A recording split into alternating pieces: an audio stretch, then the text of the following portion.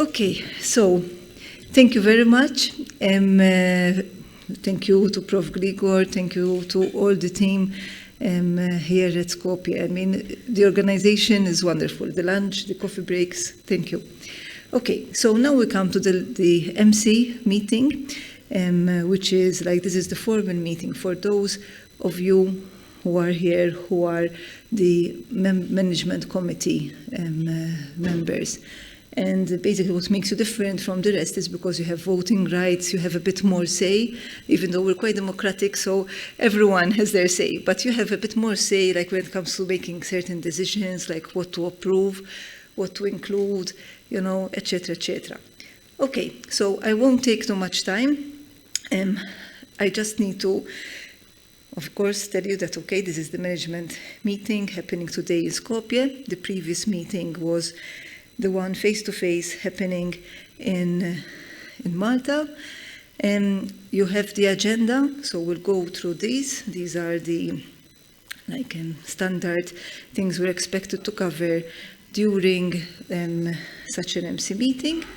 Unfortunately, the scientific officer and the administrator from Coast office in Belgium, they couldn't be with us today, so that's Dr. Federico Ortelli and Ms. Saldona Gembalik, because they're actually launching another cost action in some other place.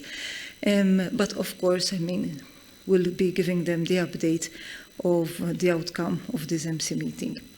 Okay, so just to remind you what we had agreed on last time. So we had basically, after giving the updates of which members were new, we had, of course, decided to include the rare types of breast cancer in the list of rare gynec cancers.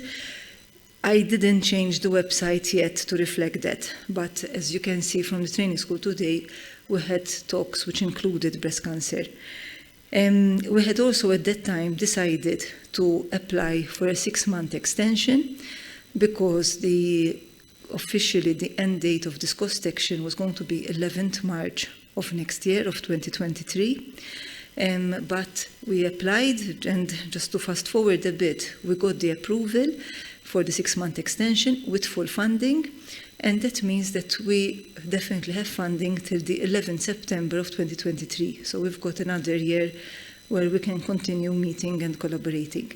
And then I'll tell you about how we can stretch that a bit more through an innovation grant, but I'll come to that later. Okay, and in Malta we had decided that the upcoming meeting will be here, and here we are, okay, thanks to Prof. Grigor's team. Okay, so again, since May, there was the last meeting, I had also put out the votes for these two things, so the request for the 6-month extension, which you all voted yes, and we also, I had also asked you for the approval of the STSM application of one of the doctors from Malta to go and visit Sharon's institution. Okay, and that has been approved as well.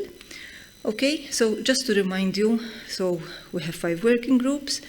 They are each intertwined, okay? So you've got working group 1, led by Prof. Harrington, which is on basic research, working group 2, led by Sharon, which is on biobanking, working group 3, on legal issues, which is led by Dr. Olga from Greece, working group 4, the bridging the gap with industry, and the pharma, that's headed by Prof. Antonio Giordano, and working group 5, which is the looking into clinical trials, that's headed by Cleda. All right, just in case, you know, the people, you know, Cleda, you know, Sharon, because they're here, and, you know, Prof. Simon, you're here today. Dr. Olga, you'll be hearing, I think, tomorrow, and on Tuesday, you'll be hearing Prof. Antonio. All right, as regards outputs, now, those of you who are in other cost actions, you probably are aware that normally the working groups have their own separate meetings, and you'd get the working group chair, the working group lead presenting the output. Now, as you probably all know, this cost action is a bit particular because halfway, actually 2/3 of the way, there was a change in the chair. It was almost going to be stopped. And then we gave it some CPR and it got revived. And here we are. So as you all know, we met the first time face-to-face only last May, which technically was the last 9 months of the action, really. So because of COVID and because of the problems with traveling and so on, it was difficult to organize the usual working group that you're used to in other cost actions. But we still have produced a lot of work. So of course, Working Group 1, being the basic research group, they were the ones so far with most publications. There were 12 publications. The first 10 were actually up till May.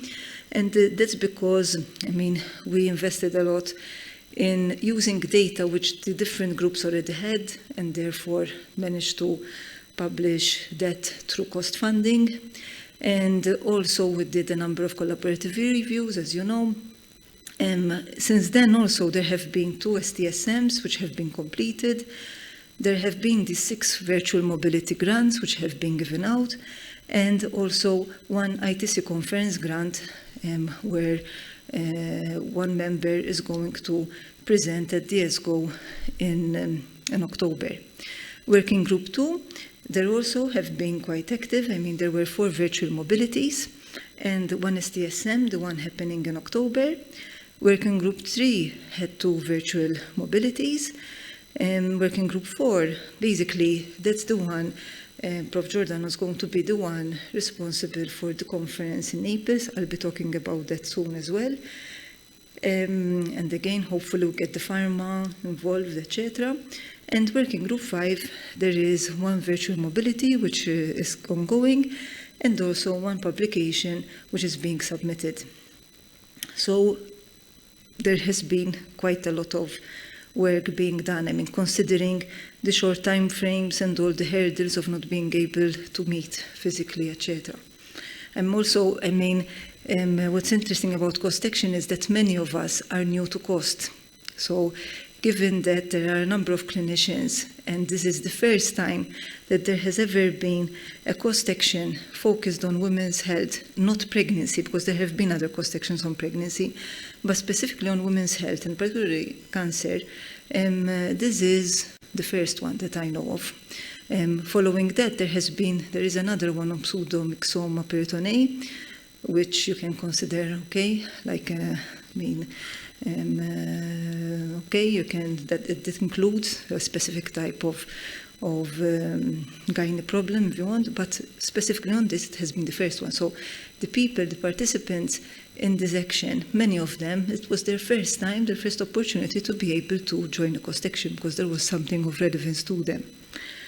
Okay, as you know, like any cost actions, the focus is on capacity building through having multidisciplinarity and ultimately providing equal networking opportunities to everyone, including the early stage researchers. Again, one point of note today, I don't know if you noticed, but there was a very young doctor, actually a medical student close to becoming a doctor, for Marijuana. I didn't know where Marijuana was. It's actually a small country in Africa who actually has come. So you can see the Mauritania, yes. You can see how the branching of the effects of cost action, which is very good, I think. All right, as you all know, funding is available for open access publications. Just to remind you, for a publication to be funded by cost, you need to have at least 3 of the authors from 3 different cost countries. They don't need to be cost members, but they need to be from countries which is affiliated with cost. There's also funding for attendance and participation in conferences. Now this, I need to do a bit of a clarification. So there are the ITC conference grants. ITC means it's those countries called target countries. Inclusiveness target countries, which is a list of countries where participants from those countries get funding to attend the conference, and in those cases, they can either present something oral or a poster. And I just discovered this week that person needs to be under 40, because if they're over 40, it doesn't say anywhere in the rules, but you can't submit if you're over 40. However, if you are over 40 or any age, and if you are from a country which is not ITC, so that is, there is, I think, about 15 ITC countries, the rest of the countries, you can have a dissemination grant, which means you can still go to a conference, but the proviso is that it has to be an oral presentation, not a poster presentation.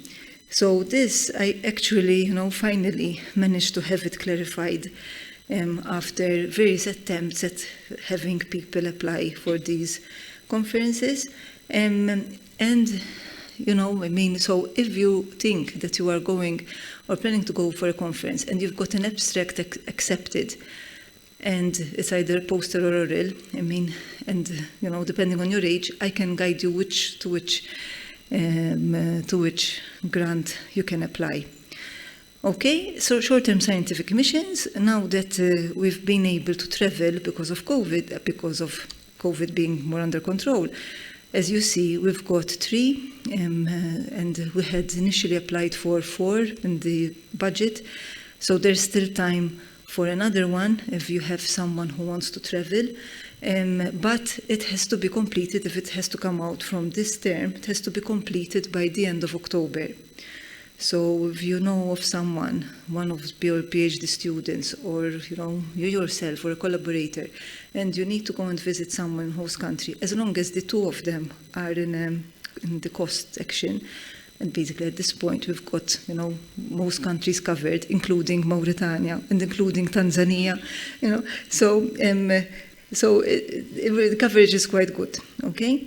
But it has to end by the end of October. If they happen after end of October, they will come out of the next grant period, which I will talk about soon. And the virtual networking. So virtual networking that's something which COST decided to do during the COVID pandemic, where people couldn't travel. And where, for example, if I want to collaborate with Cleda, but I can't travel to her institution, I can do something online, like, for example, run a survey or whatever, design a database or something. And in that case, you get a fixed amount to allow that virtual mobility to happen. What is not clear is whether this virtual mobility will be available from November onwards. That's not clear. I need to get clarification.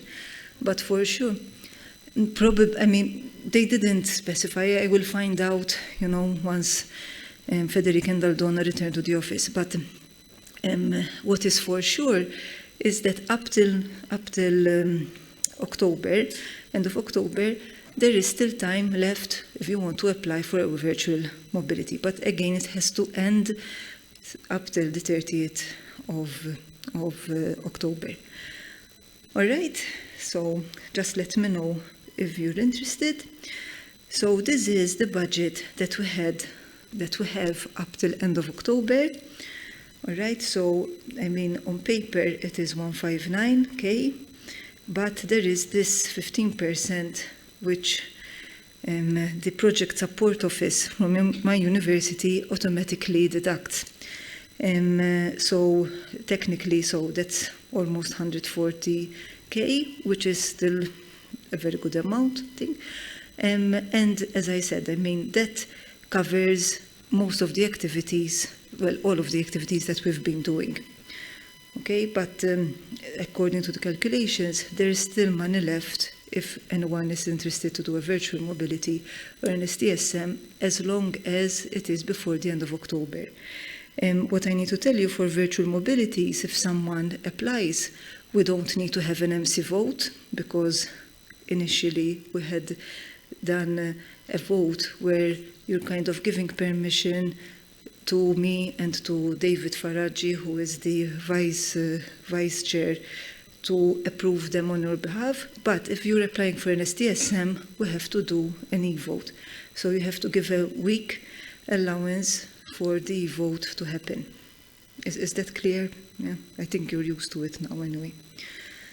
All right, so I'll just move on with this. Now, the new budget allocation. So, because you've all voted in favor of an extension, and now we can continue working till the 11th of September 2023, the budget has obviously increased from 60, which was if we were to stop in March, and it has increased to 132,000. 132, okay, yes, at 132,000 euros. Again, once we remove the 15%, what we call FSEC, that means we would have around 112,000 euros left to work with between the start of November till the 11th of September. Now, right now, this week, I've received an email to start working on the budget plan of what we plan to do, how we plan to spend this money in the coming year. And again, it came at the right time because you need to have an MC meeting before you actually submit it. Now, we have quite a good quorum here, but again, since we are many countries, like we are 30 countries, you need, I think, to have 60%. So I don't think we have more than 15 countries here. I mean, we can check. We have Serbia, right? We have Romania, we have Czech Republic, Bulgaria, Albania, Montenegro, Croatia, yes, Croatia, not Serbia, yes, sorry, Macedonia, Ireland, Malta, and Moldova, 10. So we don't have, 60%, but don't worry, I mean, once we discuss this, and then I will still put it on e-vote, and then everyone will vote, and like that will be above board. Okay, but basically what we plan to do is this. And again, this comes from discussions that we had in Malta. But we are still in time to modify if we have to. So first, there is the 2-day conference in Naples. And that is planned for February, like the last half of February. The reason being because this, had we not got the extension, it would have been the final conference of the action. So that's why it was planned at that point. And the organizers are already underway in preparing, so we decided to keep that. The exact dates will be announced, and again there will be an e-vote where you say you agree with the funding of this conference. It will be 2 days, so it will be more or less like the one in Malta. And it would be headed by Prof. Giordano and Prof. Pentimalli. Again, they prepared some slides which I'll show you.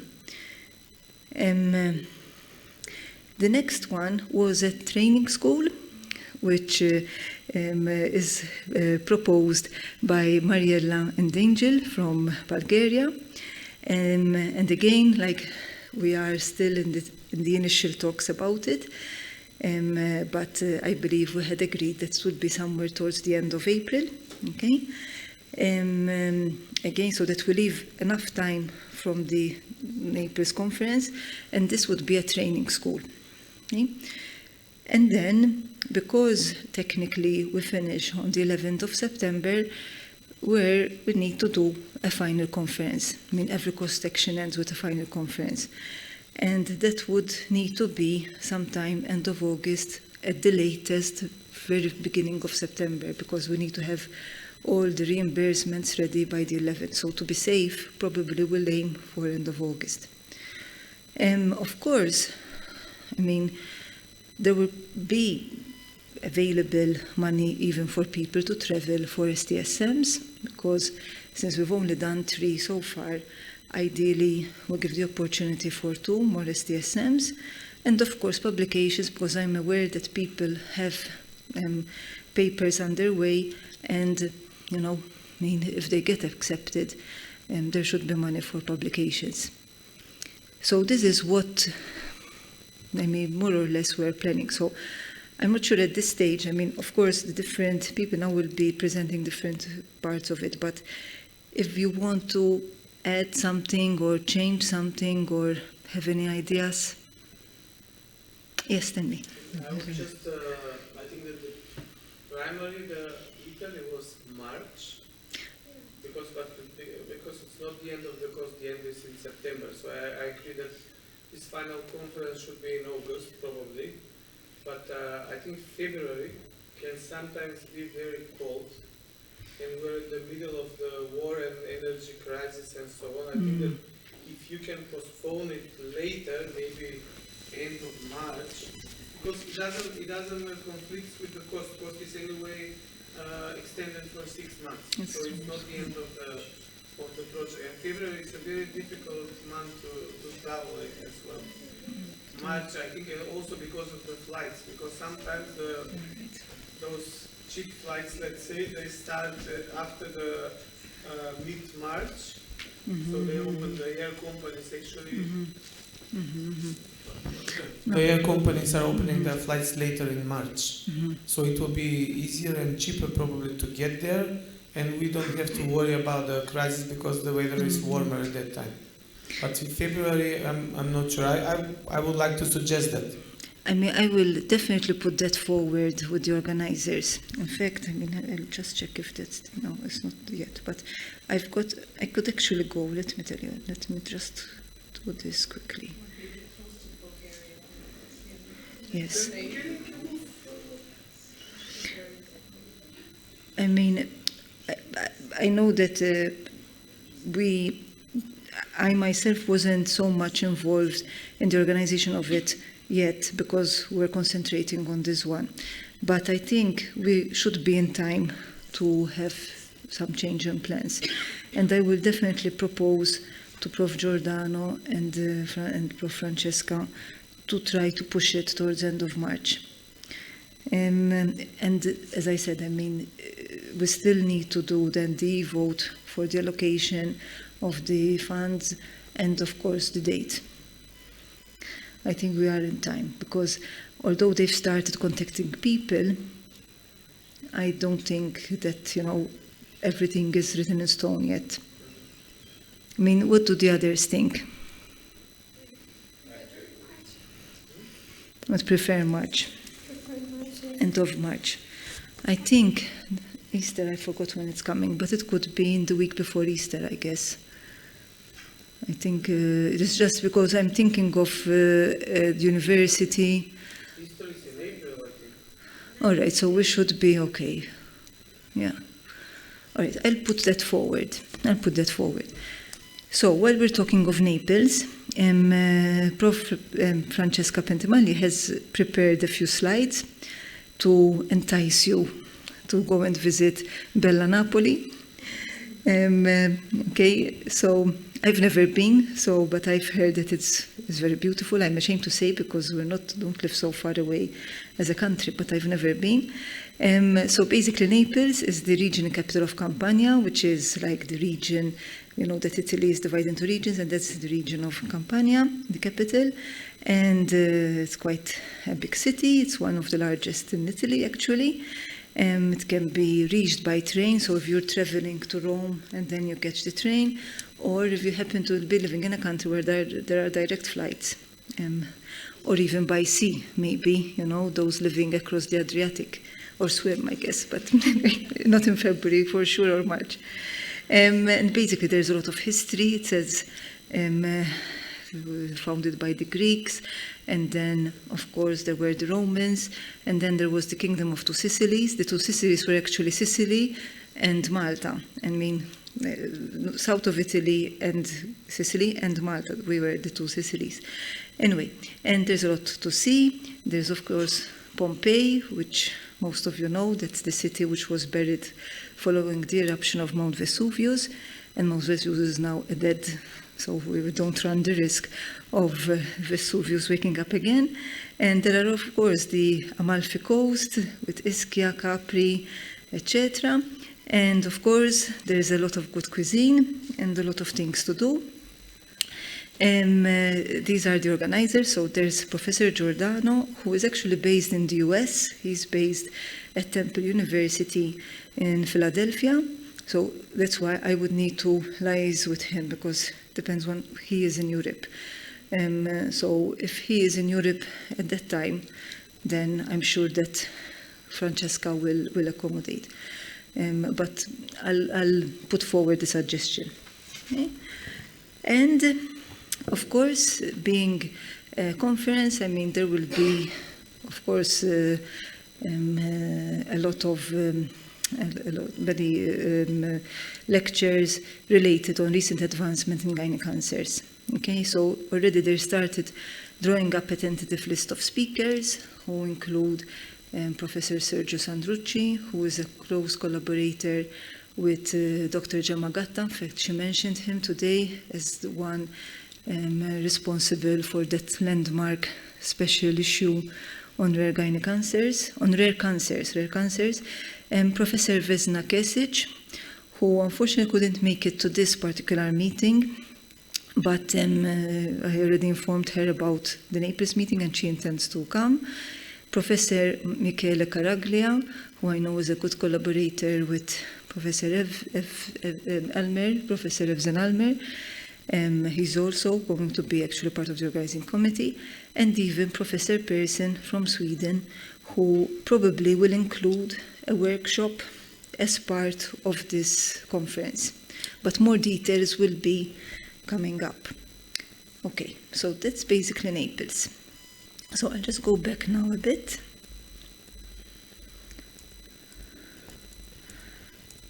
Okay, all right, so Mariella, as regards Bulgaria, shall I leave it towards the end so I continue a little bit with mine and then you come to discuss Bulgaria?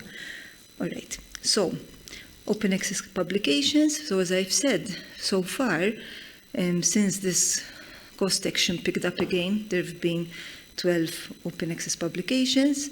2 of them have been cancers with an impact factor of 6, 5 in the International Journal of Molecular Sciences, which an impact factor almost of 6 as well. Also in biomedicines, there is a chapter which has been recently accepted in Springer book series on cancers, and they're all freely available. The latest, and you'll hear more about this on Tuesday, is this interesting collaboration we've developed with NASA, which is the space in the US. You probably are aware that there's a lot of excitement happening about space, and we decided to put we get a little bit involved. It so happened that the person leading this particular group, who's Afshin, and in fact he's speaking to us on the Tuesday, he himself is a bioinformatics person who is very interested in cancer.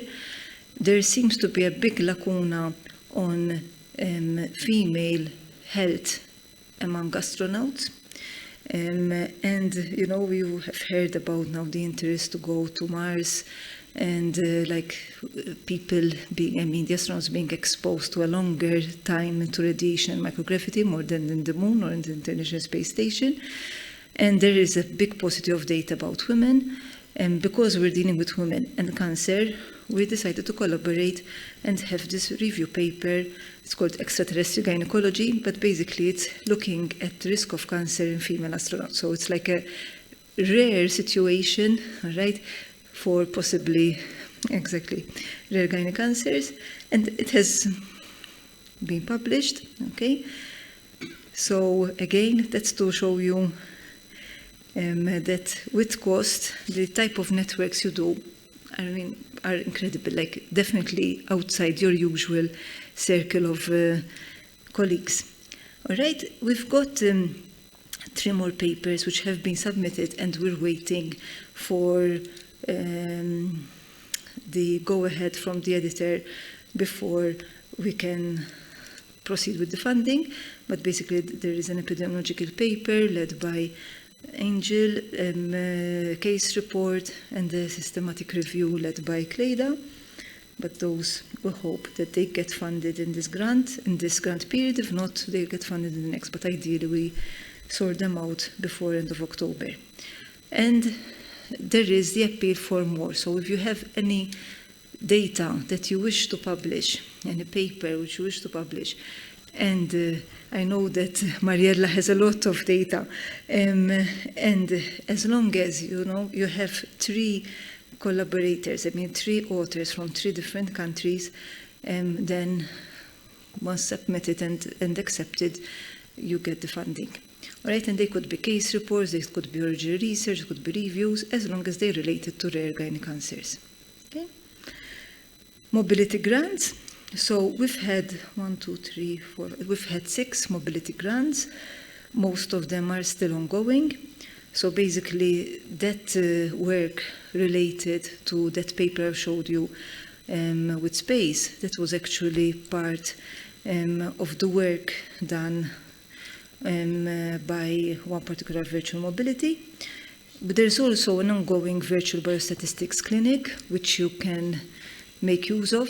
It's by Professor Noya, who spoke today. So if you have some data and you lack the statistical help, there is this virtual biostatistics clinic, which I think is definitely ongoing. So you can reach out to Prof. Noya, and she can provide online statistical help. Okay, and anyway, so those are the mobility grants which are ongoing. And actually we had asked in the plan, we had asked for 10. So actually there are 4 more available. Basically a virtual mobility grant, you have a maximum of 1,500 euros to carry out this grant. So as long as it's completed by the 30th of October, these are available. We are not sure if they will be available in the next grant period. Okay, so STSMs, as I said, there were 3 successful applications. Okay, and you can see, and these you all voted for when we had received the submission. And actually there's 1 more available. As long as it's completed before end of October, there is room for another STSM. And remember, in STSM, the travel, you need to spend at least 5 days in the host institution.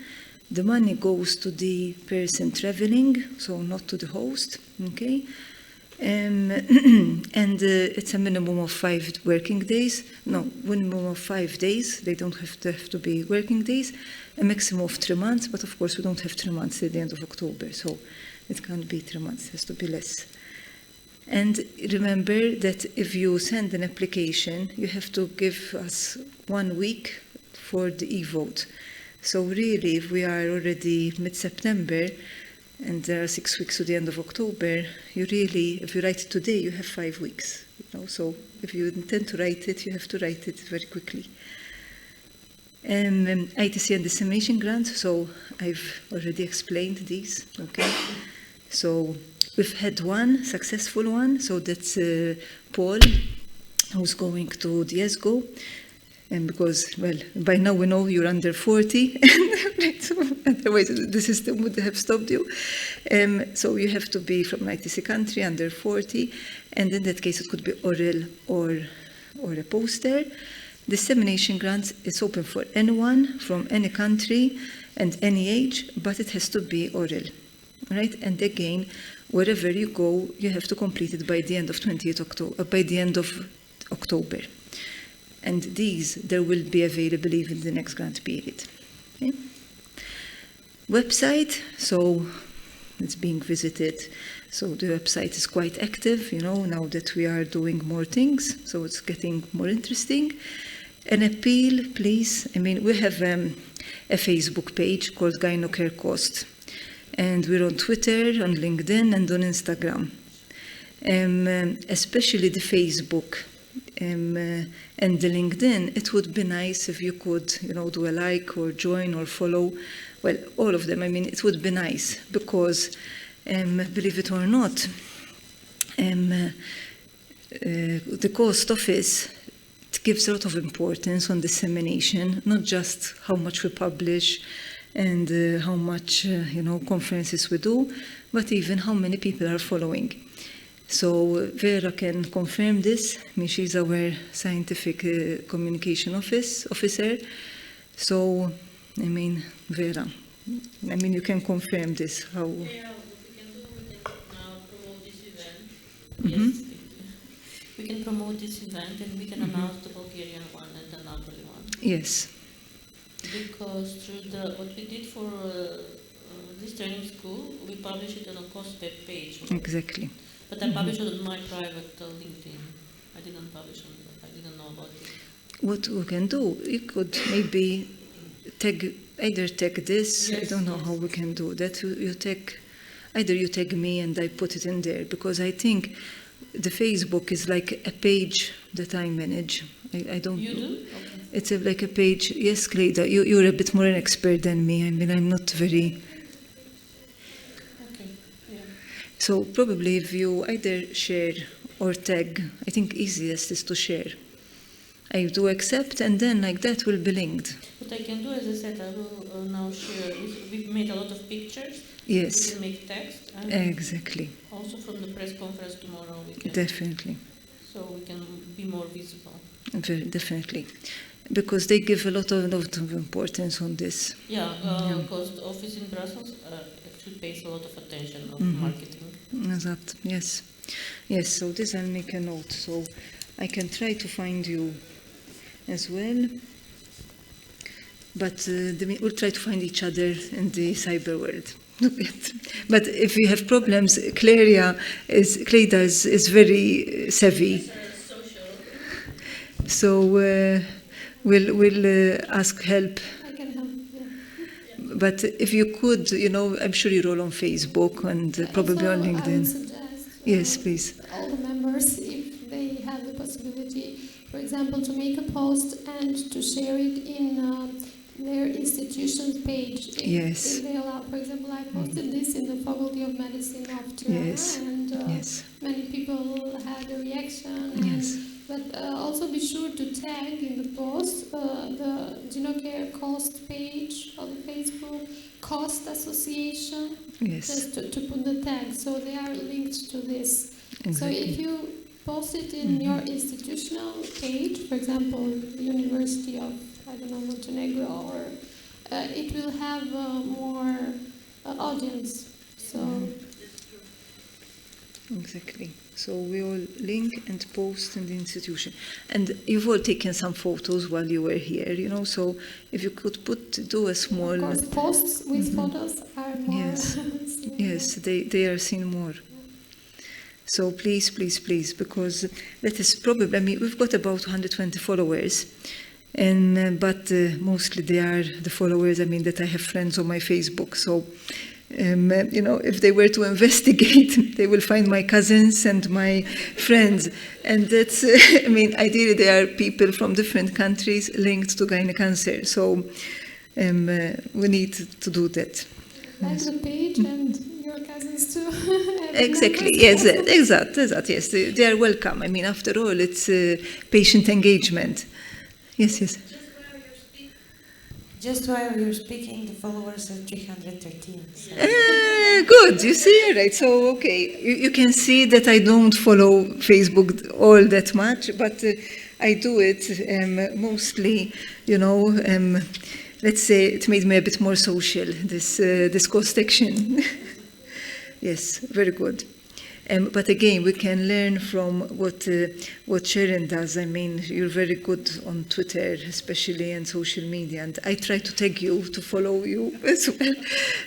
But it's very important. Public engagement is super, super important. And it is very necessary, not just to satisfy costs, but very necessary for our target, basically, to reach women and to reach families and, Okay, so coming towards a conclusion. So deliverables achieved and what needs to be done.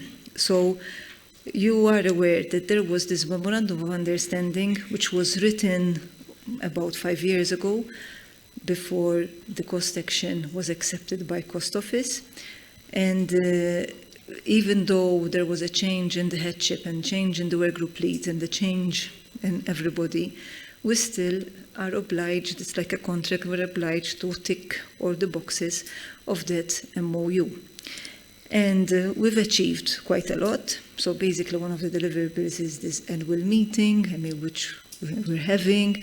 That would be the conference. The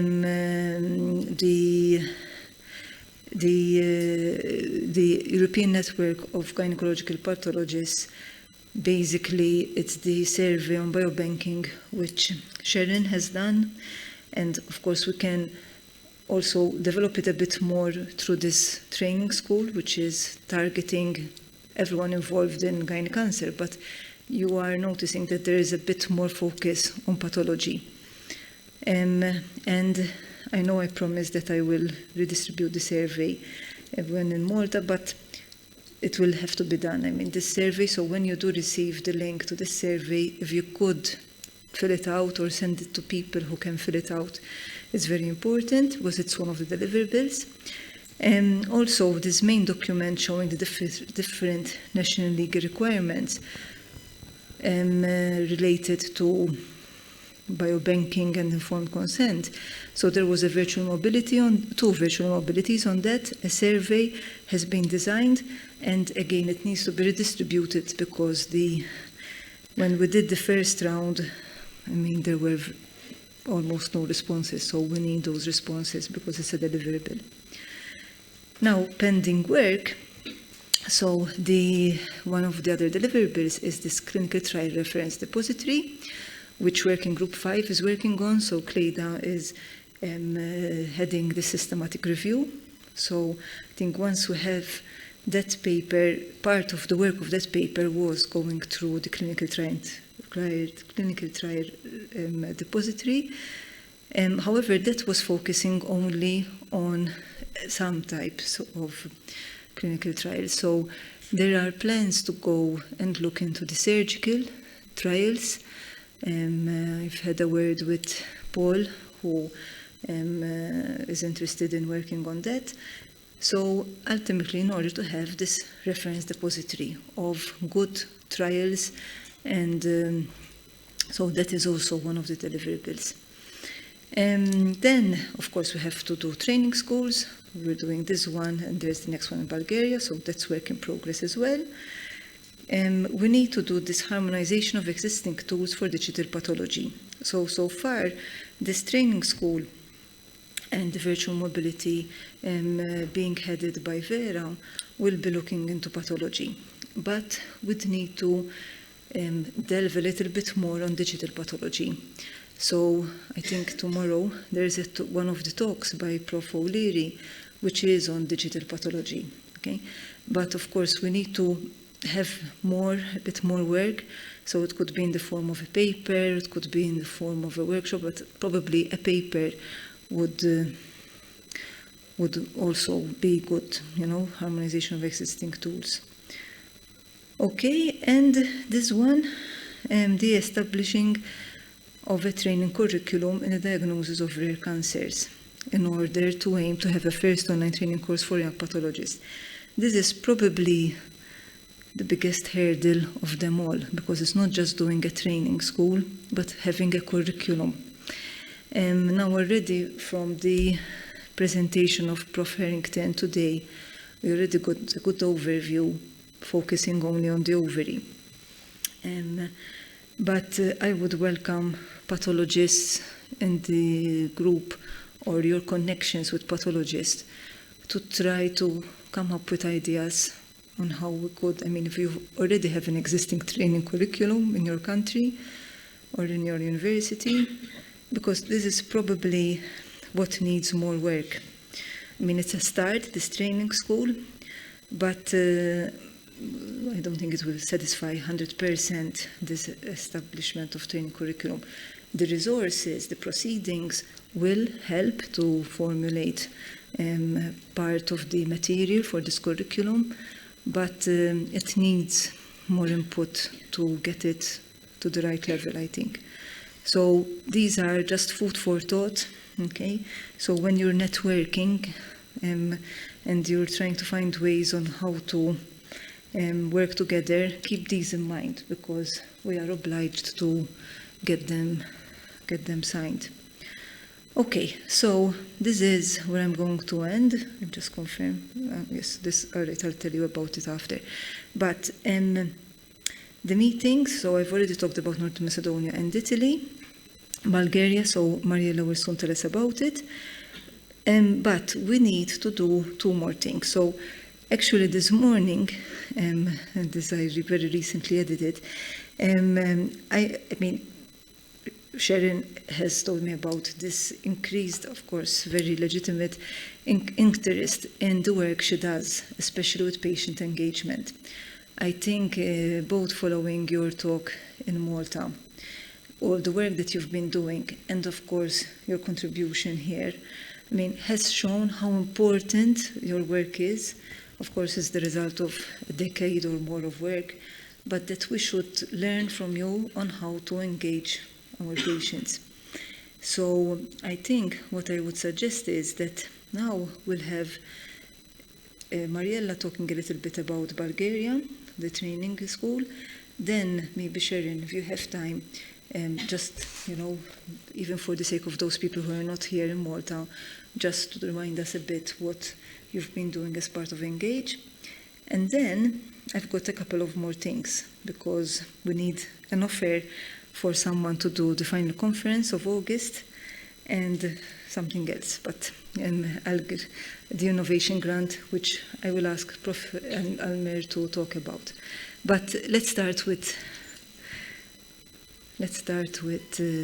just minimize this, just save this, file, save, and desktop. Okay, I'll just replace this, yes. I'll just remove mine. Here, eject media. And, okay. So the floor is yours, Maria. Thank you. Just a second.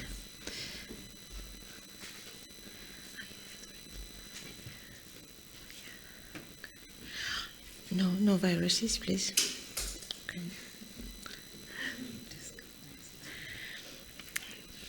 Okay, so I would like to invite you all to have a meeting next year in Bulgaria, in Sofia. I hope, just a moment, yes, in Sofia. So you see here a view of Sofia. We have a National Palace of Culture to be seen, a National Theatre. We have a palace. It's not like, yeah, it's not so big, but still we have it. We're proud of it. And actually, Bulgaria is second in Europe after Iceland in mineral water and natural source spring water resources. So you can see also this.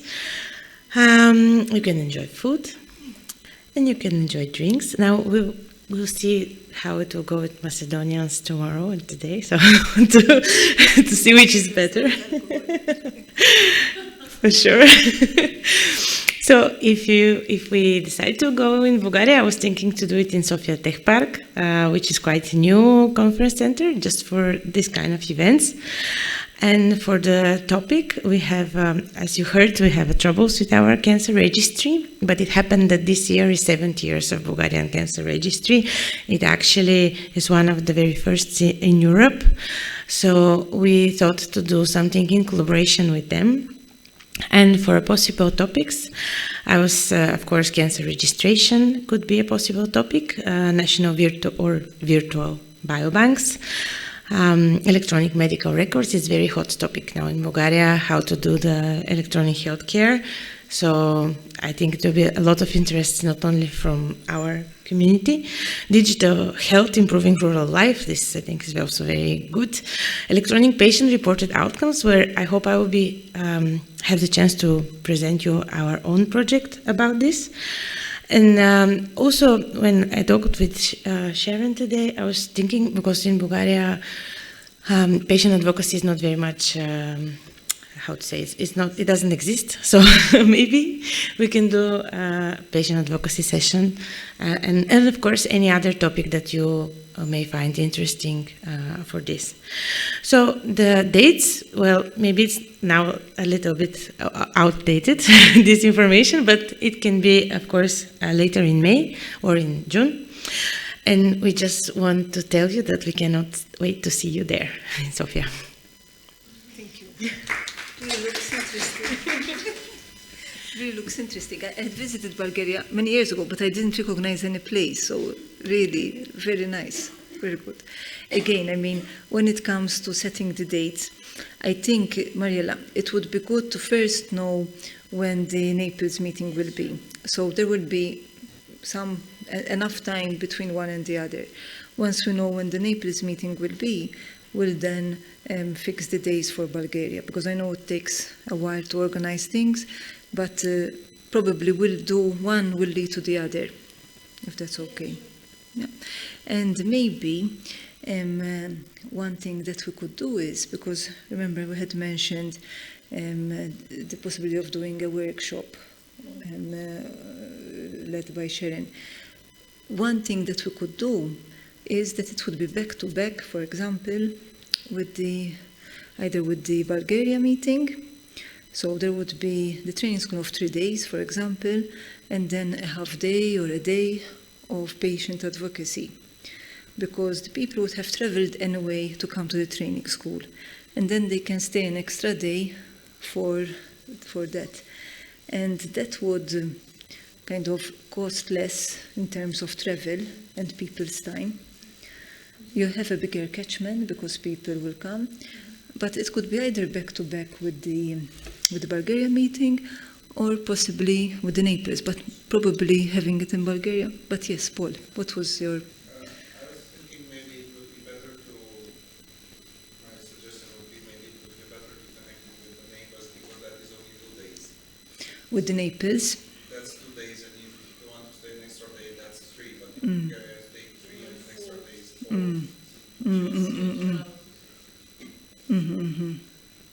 I mean, what do you think? I mean, for me, it's fine. I mean, now that we have the budget for the whole year, I guess... I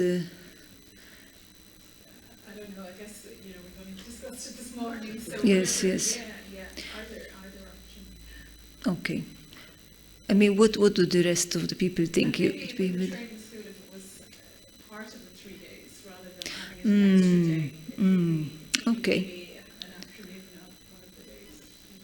It could be as well, actually. It could be as well, actually. Sofia is quite small, not like in Naples. There's maybe more things to see. So 4 days in Sofia maybe is a little bit too much.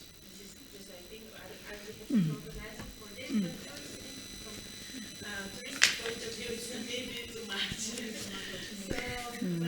But I would really love to have Sharon in this workshop in Bulgaria, and it's very much needed. In Italy, they have patient advocacy. We are the people there. So but, if it can be within these 3 days. Okay, so we could incorporate it within it. In a way, like we did the MC meeting as part of this training school. We could have one of the training school finishing a bit early, one of the days, like 2:30, and then have the afternoon for patient advocacy, if you think that would be enough. The reason why we thought of doing this, because there has been a lot of interest of people wanting to learn from Sharon how it can be done. And all right, it's true, one option is that people could travel to her institution and see, but it might be a bit more efficient on Sharon's time to give it to a number of people at the same time, rather than people coming up for a week every time, because of course it would be a bit more efficient like that. Yes, so we could do it as a workshop incorporated in training school of Bulgaria. Okay, so Maybe she can of course her availability. Yeah, I think I haven't really thought about it. It's just this morning. It's just this morning. But I think, it's really kind of knowing what system is in each country, because, we had charities and we had different groups that we were able to bring into it, and as well as that, our funding agencies have now dictated that you need patient involvement. So everyone is, it's gone that way now, but we've been probably working with patients for 10 years anyway. So it's really understanding, I suppose, what's available in other countries or what. Like for the likes of Bulgaria, there seems to be nothing. So, but you've got to find that there must be some patient groups somewhere, support groups. But have you done similarly to other countries with digital mobile patient case and patient advocacy? Have I done? No. It's just It's the purely, I first. suppose, come From here. discussions and Yes. Jean asked me to talk about what we do. So we should at start Bolton. from scratch. Yeah. But I mean, the UK do it quite good. They have involved, they have lots of guidelines. So there's other countries that you can look to learn from this as well. I mean, we can see, for sure, for now, I mean, if it's part of the training school in Bulgaria, I think it's very doable. And of course, there is time so that we can discuss not just over these 3 days, but even remotely, because to see availability, but I think it will be a start. I mean, for most of us, what Sharon is doing is, very avant-garde. So I think, and having it in an Eastern European country probably will be better than having it in Italy, I think, because as Mariella said, patient advocacy there probably is a bit better. Yes. Yeah, there's quite a few Italian groups in the ESCO Engage umbrella Yes. as well. So I think Yes. So it would benefit more. But okay, so at least the seed is sown. Okay, so then we would really need someone to come forward regarding where the final conference will be. As we said, I mean, ideally it's towards the end of August, at most very beginning of very beginning of September of next year, but ideally end of August, so there's time for all the reimbursement and so on. This morning, there was an offer from the Professor Aloysia Mandic from Serbia, so that could be a possibility. But of course, if I know Petar was also asking, so, think about it. I mean, there's time, but at the same time passes very quickly. So if you're interested in hosting a two-day conference around that time, like August, end of August, I mean, I'll be able to support, and now from the experience that Prof. Grigor has, I mean, it is possible. The organization was all done remotely. We're having like weekly meetings, with a very good team, but it is possible. I mean, cost really helps with the funding and with getting those things underway. But again, yes. Yes. Yes.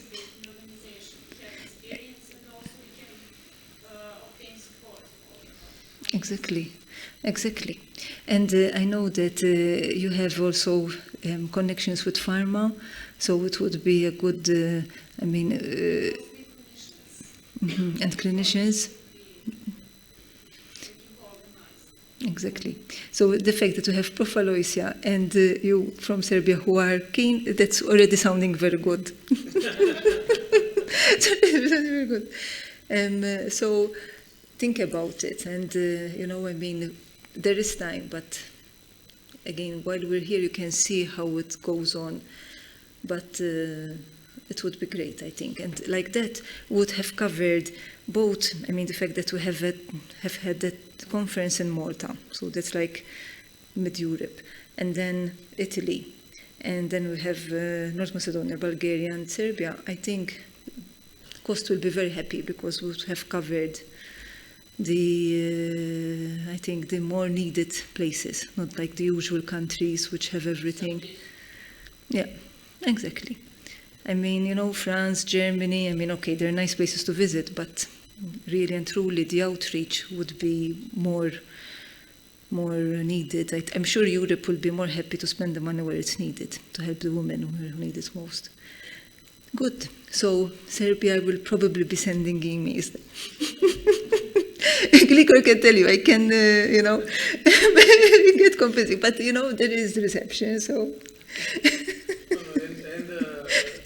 You were the remote part of the meeting. We had a meeting all the time here. So it needs a lot of work and a lot of staff to have time to do everything like Nina and Vera in our case and Kostadinka, but still it's time consuming. It is. If they have an intention, that's good for a start. It's very good for a start. Very good. Okay, so I think I've come to the end.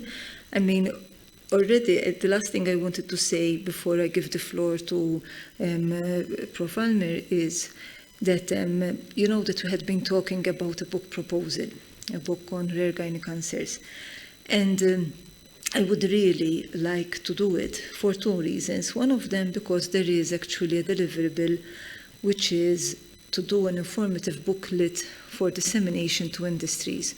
So it would have like a summary of the different rare gynae cancers, and then it could be distributed to companies who then, might be more interested to then start investing in rare gynae cancers. But also because the textbook, the latest edition of a textbook on rare gynae cancers, which was actually edited by Professor Nick Reed, who spoke to us earlier, is close to 10 years old. And over 10 years, a lot has come out in cancers, and especially in rare gynae cancers. So it would be timely if we could have that done. It would be nice if someone were to take the lead on that, because I've tried to take the lead on that, but it's already very busy trying to organize the meetings. But if at least someone could come forward to help. We've got, an editor who's part of the action, and that's Prof. Ricardo, who spoke earlier today, so I'm sure he will help as well. But if you have connections with Springer or Cambridge University Press or Oxford University Press, it would be nice to have this done. At least it would be a nice output from our action. Okay, so I'll really stop here. So I give the floor to Professor. The reason is because after we finish in 11 September, there is the possibility that we apply for an innovation grant, which is another instrument provided by COST, where if an idea born out of a particular COST action, all right, so in our case, gynae cancer, is innovative, that you can apply for an innovation grant, which is another year, so that means we could continue working together till 2024, but focusing then not on gynae cancers in general, but on this innovation part related to gynae cancer. So the floor is for you, Professor Ibsen, and after that we'll come to the conclusion. Thank you. Again, I will move here. You have a pen drive. Okay, let me just remove mine. Anybody can help me just to make this Yes. video? There's Yasmina coming, so I'll just remove this. Oops, I removed Don't this worry. one. Mine wasn't there. Okay, sorry, I removed the wrong one. Okay. Thank you. Where is my ass? It's almost full. Go down. Gynocare? No.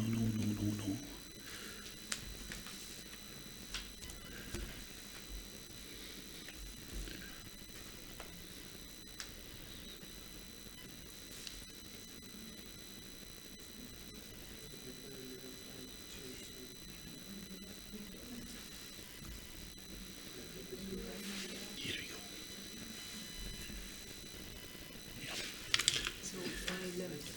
Actually, while Prof. Amler is loading, so I've just received a message from Professor Nick Reed on the chat. And in fact, he was, as I said, the editor of the previous edition on the book on rare gynae cancers. And he actually said, I was about to suggest that Springer might have an interest in a second edition. They did inquire about 4 to 5 years ago.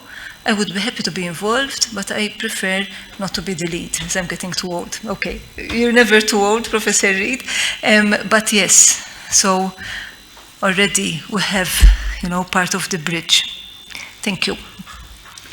So, the floor is yours. Thank you very much. It's a great pleasure. Thank you, Jean, for the introduction, and it's a great pleasure for me to be here.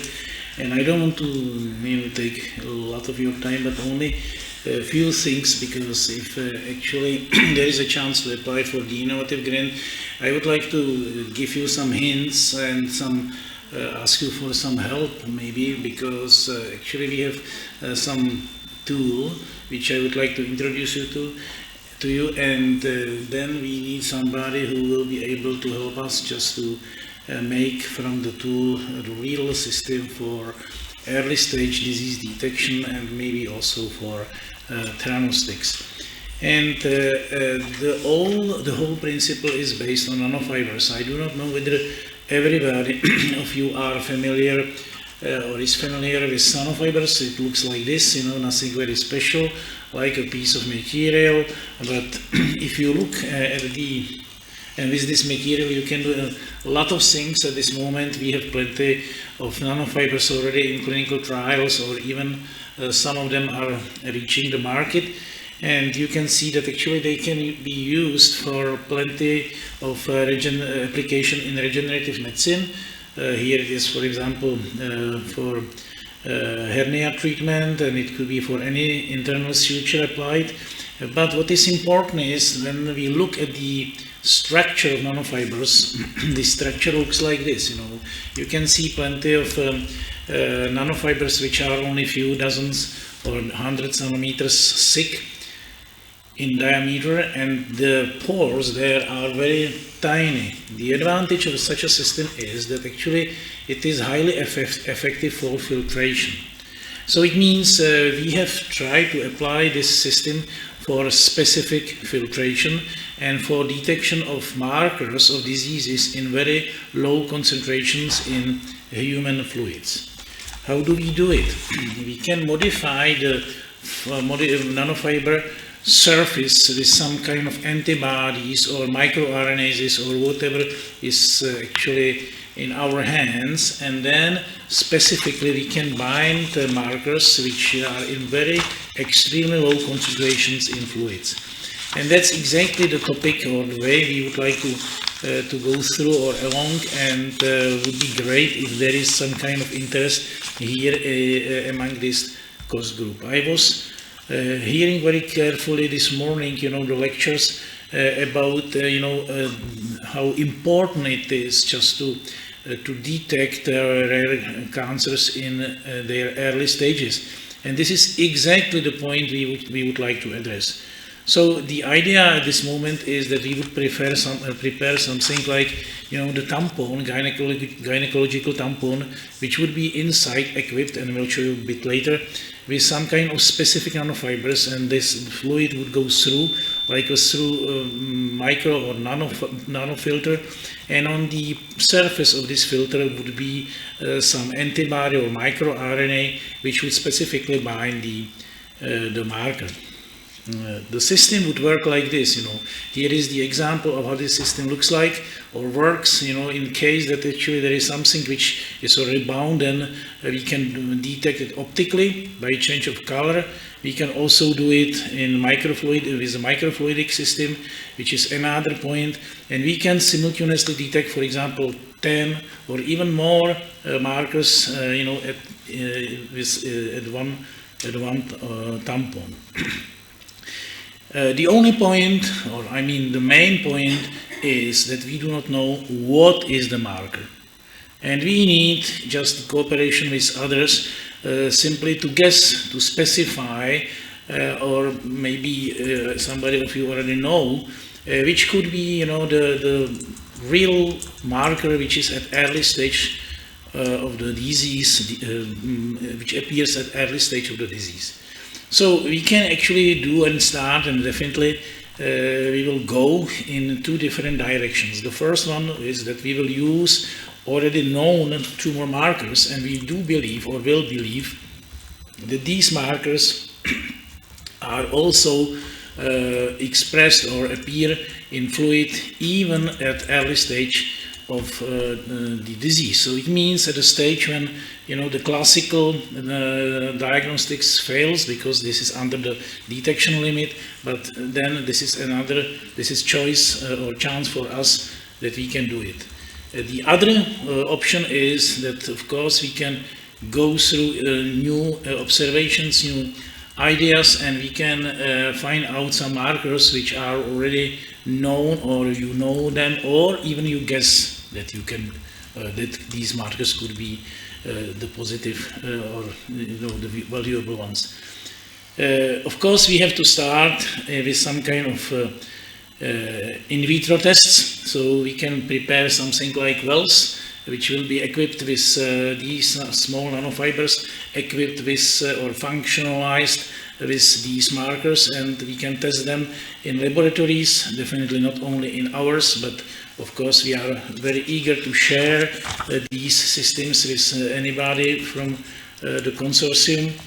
And we of course also can go into the clinical tests, because the good point for our group is that we have a close cooperation with the largest private network of hospitals in Czechia, and so we have plenty of patients which are already diagnosed. So maybe some of you have a similar chance, and we can prepare something like tampons in which these system will be incorporated.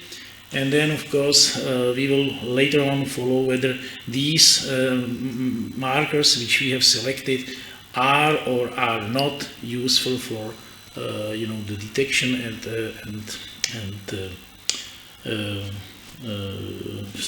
detection of the disease. Here are another possibilities. Not only peptides but also microRNAs can be used, and this comes out from cooperation, as already Jean said, with University of Naples, with Professor Mike Caralia, and maybe somebody of you has also some similar idea.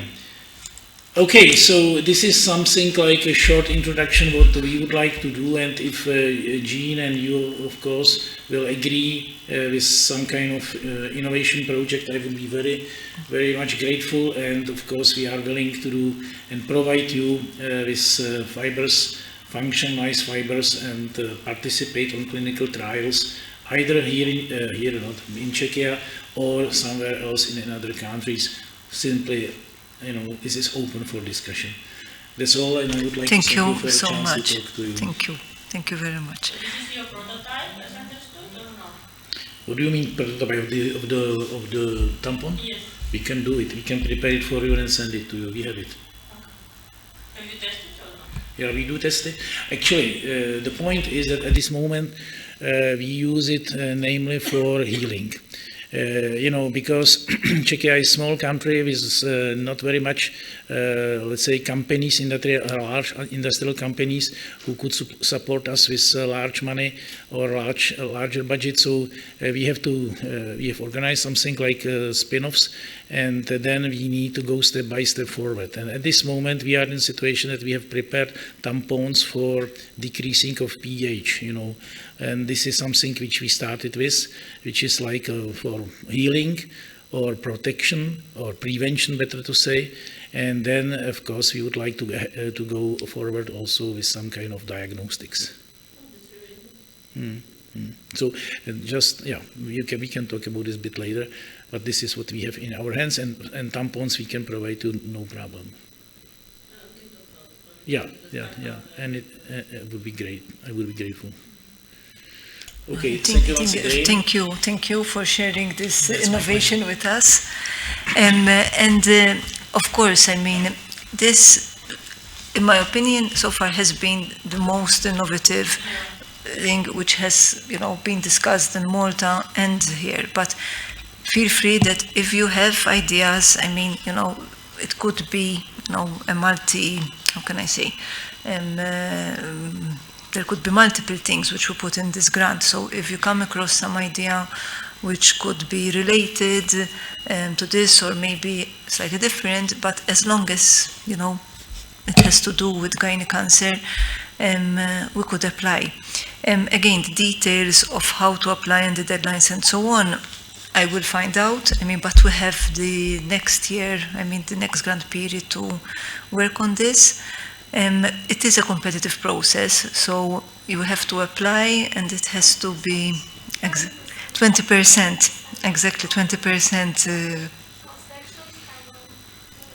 It should be consortium or It needs to be a consortium, yes.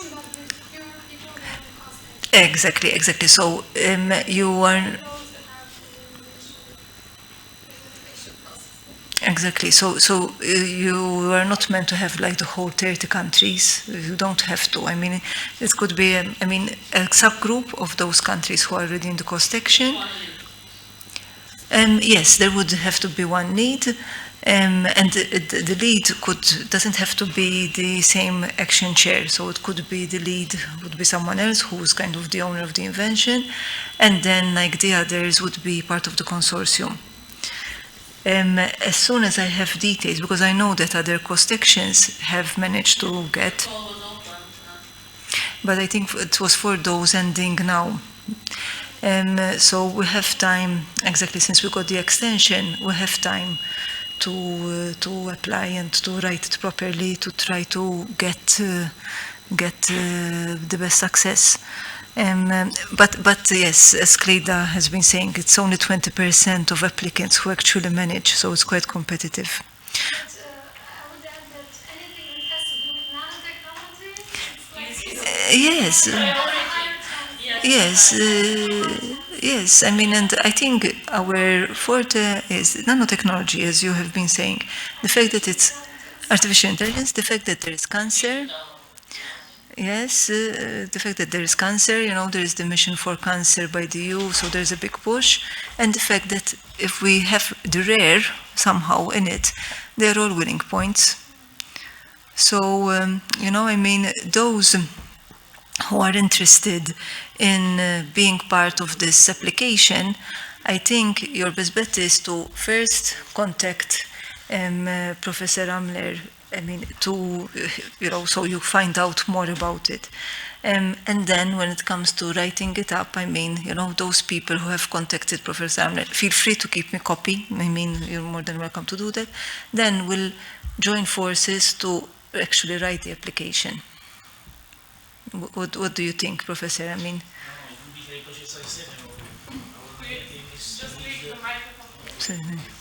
yes. Should be will be our pleasure to be in touch with people, and our main goal is to find out to reach something new, some product which could really help people, and we could be able to very simply to make early stage diagnosis, and not only this, but also personalized medicine. Exactly. And distance medicine. Exactly. So it means in all three aspects, this is very promising, and definitely we are unable to reach the goal without cooperation with others. That's for sure. No, it sounds interesting. Is there anyone? Yes. Yeah, so I think that brings us to the end. Okay, so we managed to finish 15 minutes earlier, even though we're running 15 minutes late all the time. So we all have time to, so those of you online, thank you for being so patient and staying online. Now, actually, those of us present physically, we are meeting at 7 o'clock. So I think we should all go freshen up and meet at the, what was the name of the place again? The Delegation of the European Union. Okay, yes. All right. So we'll see you tomorrow. I mean those online.